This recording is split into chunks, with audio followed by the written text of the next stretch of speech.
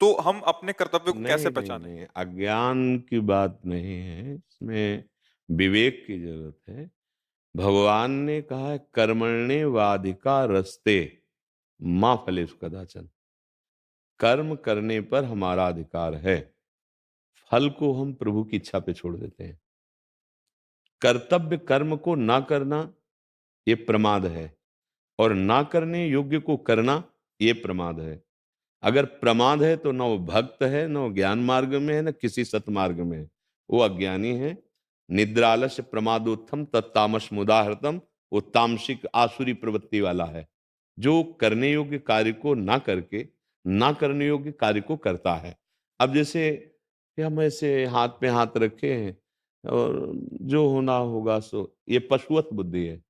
नहीं, हमें जो कर्तव्य मिला है उसे हम कर रहे हैं। हाँ, परिणाम में पूर्व संस्कारवश, जैसे हमारा कोई पाप प्रबल है और हम बहुत अच्छे पढ़े लिखे हैं लेकिन हमें नौकरी नहीं मिल रही है, बहुत परेशान हैं हम, हमारी परिस्थिति बिगड़ी हुई, तो हमें धैर्य रखना है, हमें भगवान पर भरोसा रखना है कि अभी अगर रात है तो दिन आएगा, जरूर आएगा।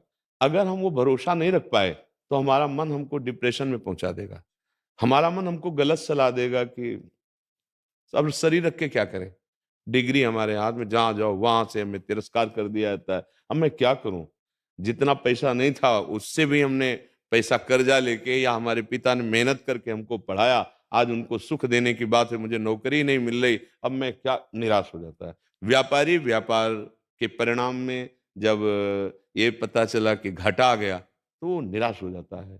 जब कोई खिलाड़ी हार में पहुंचा, विजय नहीं मिली, वो निराश हो जाता है। भगवान इस निराशा को दूर करने के लिए कहते हैं सुख दुखम समीकृत्वा लाभा लाभो जया जयो।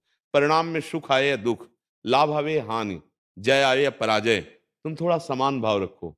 टिकाऊ नहीं है, दुख भी टिकाऊ नहीं है। जैसे दुख आया बस जाने वाला है, ऐसा नहीं कि तुम सदैव भटकते ही रहोगे, और ऐसा नहीं कि वो सदैव सुखी रहेगा। इस संसार का क्रम है। देखो, जब भगवान अवतार लिए तो सुबह राज तिलक था और मिल क्या गया, 14 वर्ष का वनवास।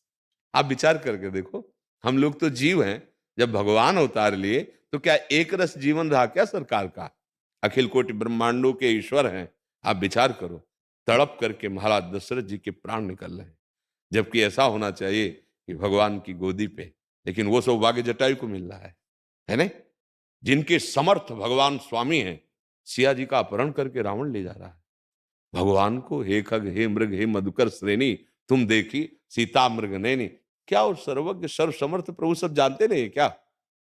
वो सब जानते, पर ये हमको लीला करके दिखा रहे कि भैया इसका नाम मृत्यु लोक है, यहाँ एक रस कुछ नहीं रहता, ये परिवर्तनशील घटनाएं दुख सुख की यहाँ बराबर चलती रहती हैं। तो हमें चाहिए कि परिणाम में हम प्रभु के ऊपर विश्वास रखें, और परिणाम आपका कभी निष्फल नहीं जाएगा।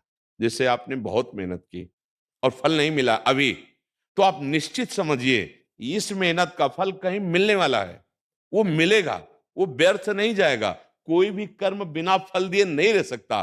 पर अगर आप फल पे ही आसक्त हो गए कि इसका परिणाम तो ये ही होना चाहिए, अब आप दुखी हो जाओगे, अब आप निराश हो जाओगे। उससे बचने के लिए हमें भगवान का भरोसा दृढ़ रखना चाहिए। पक्की बात कह रहे हैं, यदि आपका दृढ़ भरोसा भगवान का है तो आप देख लीजिए सफलता आपके चरण चूमेगी एक दिन, पर आप निराश मत होइएगा। जैसे देखो, पांडवों को भगवान का दृढ़ भरोसा है ना, लेकिन आप उनके जीवन चरित्र को पढ़ के देख लीजिए, क्या एक ही जैसा रहा क्या?